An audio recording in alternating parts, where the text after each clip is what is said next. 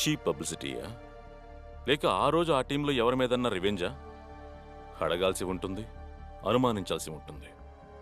ఎప్పుడంటే అప్పుడు వచ్చి వెళ్ళిపోయే ప్లేగ్రౌండ్ కాదు కోర్ట్ అంటే.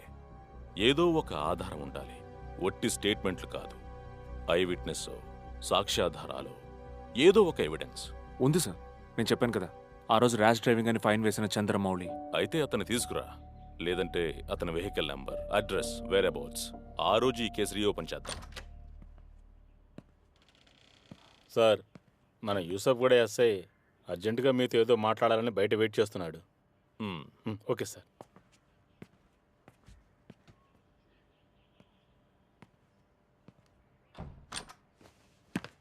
సార్. ఏంటంత అర్జెంట్?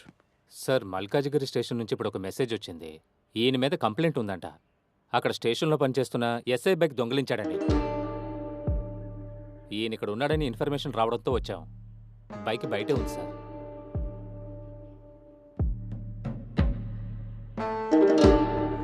కీ ఇవ్వరా?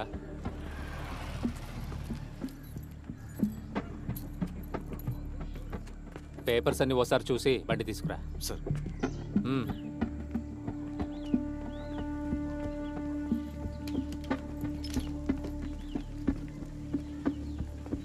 సార్, బండి రిజిస్ట్రేషన్ ఇతర పేరు మీద ఉంది సార్.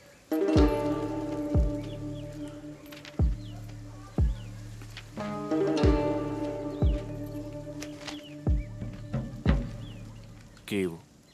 ఏంటి ఎగతాళ్ళా? వదిలే మిత్రమా, లీవ్లో వెళ్లకుండా ఉండుంటే నేను నీ పోస్ట్లో ఉండేవాడిని. నాకు అన్నీ తెలుసు.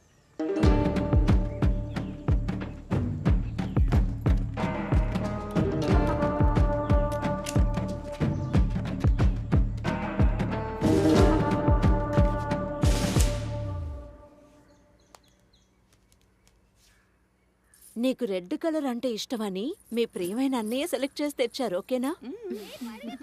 ఏమండి, నేను స్నాక్స్ ఐటమ్స్ కొన్ని తెచ్చాను, ఇంకా కావాలి. చాలు. అశ్విన్ క్యాజువల్ గా వచ్చి పోతానని నాతో చెప్పాడు. అదిగో వచ్చేశారు.